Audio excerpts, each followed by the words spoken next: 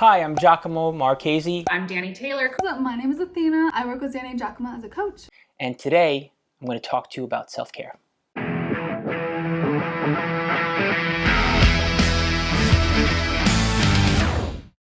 You guys already have heard, get some fresh air, go for a walk, stretch, drink water. You don't want another video like that. So we wanted to tell you some of the stranger things that maybe we all do and we consider to be self-care. That said, the obvious stuff is still important, right? Take care of your environment, keep it clean, take care of yourself, get dressed, look nice for yourself, etc., etc., etc. There are other things you can do to take care of yourself, and these are things that I have been focusing on for the last year or so. So my phone goes in somewhere in another room or away from me before I go to bed.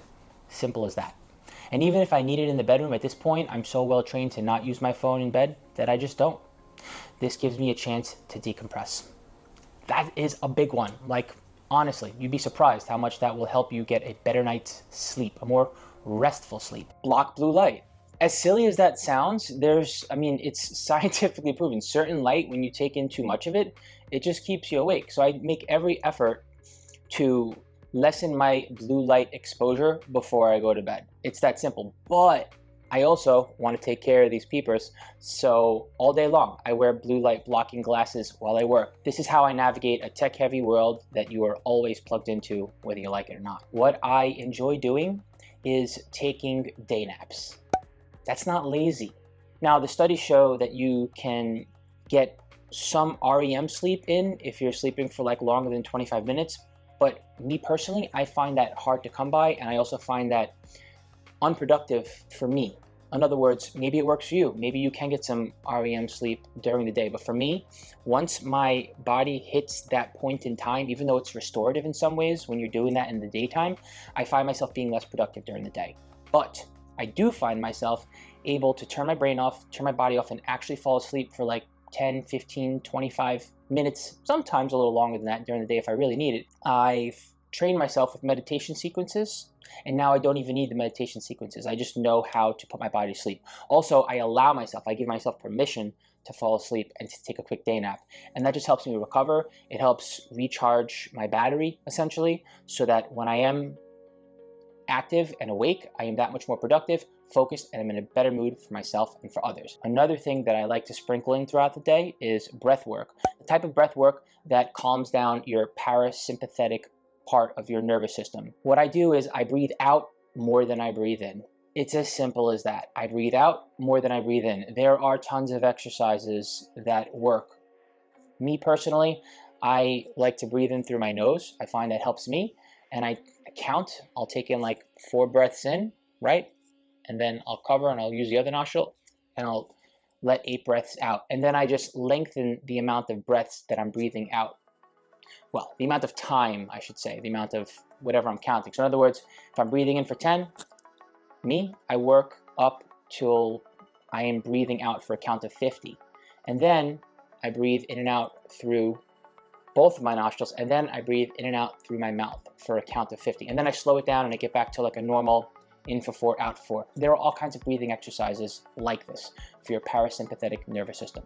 These two are big ones. I journal daily, and I find it helps me with my mental health. I get my thoughts out, but I'm very intentional about using emotions to get my feelings out. I make a concerted effort to use words that focus around emotions when I journal. I find that it helps me be able to sit with, accept, and let go of my feelings that I cannot change while being very aware of them. This helps me with my mental health. One last tip that I will leave with you here is to find some you time. Don't make it into something that is going to turn into, well, how did I do this? Am I growing as a person? Am I checking off boxes saying, yay, I did it and I need to get better at it? Just enjoy. Just find something to enjoy. For me lately, it's been learning how to sing, and I can already catch myself. Like, I want to get into how can I get better at this? How can I get more skillful at this? How can I start to be like, I practiced 30 minutes a day. I did it. Like, all that stuff will come, right? But to just take some time here and there to not have to worry about, are you growing as a person? Are you improving? Is this something that you're trying to get better at? I mean, that comes over time.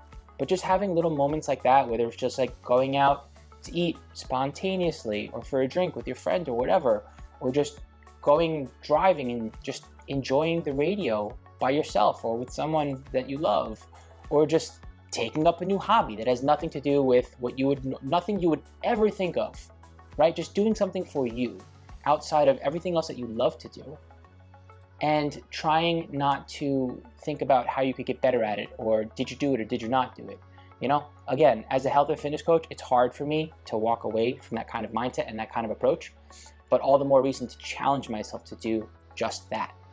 Hopefully you enjoyed my self-care routine tips, and of course, find some way to do the basics as well. Like a morning routine, killer. Do something in the morning. I want to start my day beautifully, happily, and I make sure it happens by getting things that make me happy. I used to actually put little note cards around my house, or my apartment when I had one, and all over the apartment I just had little notes that just made me happy when I read them. So there's so many little things that we can do to start our day off beautifully immediately. I go to therapy. I always recommend therapy because I know that some people still think that it's not for everyone and that therapy is taboo, or therapy is made for people who have had like severe trauma. Therapy can be for anyone, no matter what you're feeling or experiencing. Never invalidate your feelings, never invalidate what you're going through. If you're having a hard time and you can afford therapy, I highly recommend it. Reading, and specifically self-help books. There's so many books that I could recommend. If you're part of the Muscles by Brussels program, which if you're not, join, because I just started a book club. So every single month we are reading a different book, and this month is Atomic Habits, which is a very well-known book, and it's a really good one. So I'm excited. But yeah, reading any kind of book that makes me feel or helps me reflect on my life, I think is very valuable. I read a lot of Thich Nhat Hanh. That's my reading tip. I like to practice mindfulness, and I recommend practicing mindfulness to everyone. Practicing mindfulness can be done all of the time, but sometimes I like to practice with specific situations, like drinking tea or cooking my food and eating my food or drinking my, like whatever it may be, because you know, the goal is just to be 100% present. And if we can be 100% present, we can create much happier lives for ourselves. In the evening, I watch a TV show with my mom, and I really enjoy it. We just finished Gilmore Girls, but we usually just watch one episode. I don't think most people realize or recognize how important and valuable it is to consume everything mindfully, not just food, but what you're taking in on social media, what you're taking in via podcasts, via music. There's so many things that we are consuming consistently, and it's really important to be mindful of those things, because if we're constantly listening to true crime, or if we're constantly listening to sad music, then it's going to be very overwhelming for us in general. I want to talk about building the skills to generate happiness, because I think a lot of people just want to be happier. A lot of people just want to be more confident, but these aren't things that just happen. We have to do these things for ourselves. We have to create more happiness. We have to create more confidence. We have to do these things within. Like, we have to generate these things. They don't just happen. You know, you don't just wake up one day and be like, wow, I'm gonna be happier. We have to do the work. We have to put in the work to do these things. And building up skills and building up a daily routine that actually makes you feel good, like those can be very valuable. Even little things like drinking my coffee mindfully, playing my crossword puzzle, cuddling Ozzy, like getting little notes that are little happy notes. These are just things that I like to do and things I like to implement because they are vital and important to me.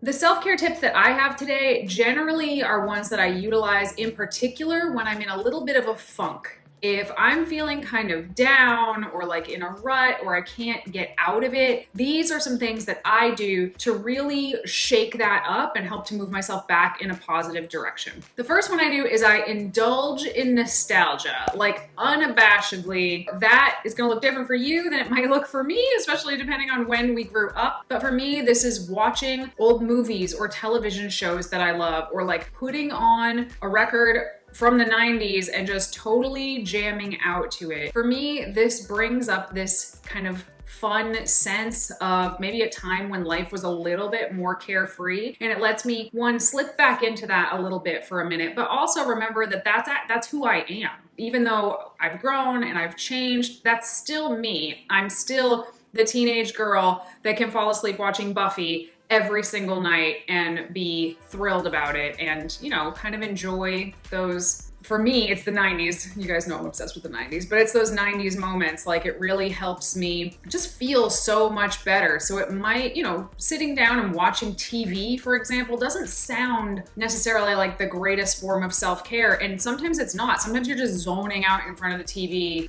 not even really paying attention. And I don't think that that's great. But if you're watching something that really helps to ground you and make you feel better, then I do think that that is a form of self-care. So could be watching something, could be going through old photo albums, could be calling somebody that you haven't spoken to in a really, really long time. The next thing that I do sometimes, not all the time, this one's actually kind of like if things are particularly gnarly, this can be very cathartic, and that is to have a good cry. Like a good cry. Sometimes it's about whatever is bothering you. Sometimes you find other things to make yourself cry more. Like, has anybody else ever done this? Like, you're sad, so you just put on sadder music that makes you sadder, and somehow it just feels right. It feels better. At the end, you feel like, that was so worth it. And somehow you feel lifted from it, from like super sad music or a sad movie or something, but you just let yourself like ugly cry all by yourself. And then afterwards you somehow feel better.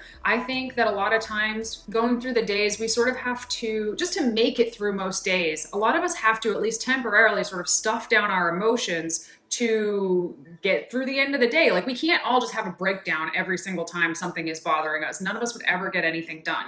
So it's kind of a self-preservation tactic to not cry regularly throughout the day. But sometimes you gotta let it all out. And sometimes you gotta push it all out and employ help in order to do that. This next one is one that I used to do a lot more when I was younger, and I do less now that I have my own house and space. But when I'm in a funk, sometimes just getting in my car and just driving without a destination is really awesome. And even though I think by the time this comes out, I'm gonna be 37 years old, crazy. Even though I'm 37, I still like to get in my car sometimes with no destination. And I know that this sounds kind of wasteful. There usually is a destination that happens eventually. I'll be like, oh, I'm near this thing. I'll go stop at the beach and like look at the water, or there's this antique store I really like and I'm nearby, I'll go there. But just that driving in the car with the music can you tell music is like a theme here? Just saying. With, you know, music going that I can just like sing my little heart out in the driver's seat without feeling like I have to be doing this right now. You know, you have the driving itself, which is something to focus on, which is kind of a meditative process in and of itself a little bit. I'm a big fan of driving around kind of aimlessly as a way of sort of recentering and giving yourself a minute to just do the thing that you want to do. You might not even know what that is yet, but giving yourself a minute to do that, I think it's very freeing. Number 4 is rearranging furniture. So anytime I'm feeling particularly down or stuck or in a rut or like bored, I will pick a room and I'll be like, it's time to freshen this up. And I will just start rearranging things. And sometimes it takes a while. Sometimes you change it and you're like, actually, I hate that. And you change it back. But just moving things around kind of breathes some fresh life into a space and makes things feel new. And sometimes when we feel stuck or down or in a rut, it's because things around us are kind of boring and we're craving that novelty. So rearranging the furniture can really be helpful with that. And it's such a little thing to do, and it's free and you don't have to go anywhere, and you just use the things that you already have to create a new space, and I think that's awesome. Number 5, when I am feeling stuck or in a rut, is I will do a puzzle. And I don't mean a jigsaw puzzle, I mean more of like a mental puzzle. So think like escape rooms or coded games that you have to solve, anything that requires me to like put my brain on in a different way than I do normally 24/7, I feel like really shakes the cobwebs out of there. If they weren't so damn expensive, I'd do an escape room every single day because I think they are like so good for you on so many levels. But one of the things that we've done here is we got these hunt a killer subscription boxes. This is not sponsored. I've paid for everything I ever got from them. But basically it's like a murder, well, it's not always murder, but it's like a mystery that you solve over the course of 6 months. And every month you get a new box that's part of the story and you have to solve it. And it's very immersive, which I think is super fun. But also there's all these different kinds of puzzles. So you're constantly having to use your brain in a unique way.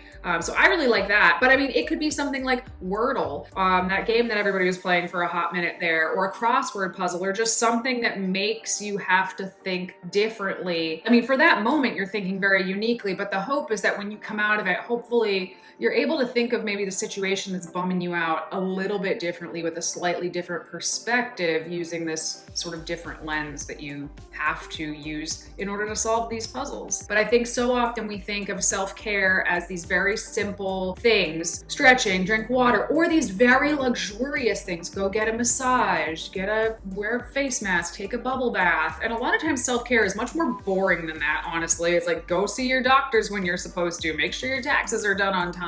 But sometimes there's some weird stuff that we all do that we don't realize is self-care, but it actually is. I want to hear what you guys do that you maybe haven't thought of as self-care before, but just totally helps you. These are fascinating to me, so I'd love it if you could leave them down in the comments below. If you like the video, hit the like button, subscribe, hit the bell. If you have any questions, I'd love to hear them. Any requests, we take those too. All the things I'm supposed to tell you to do at the end of a YouTube video, and we'll talk to you soon. Thank you for listening.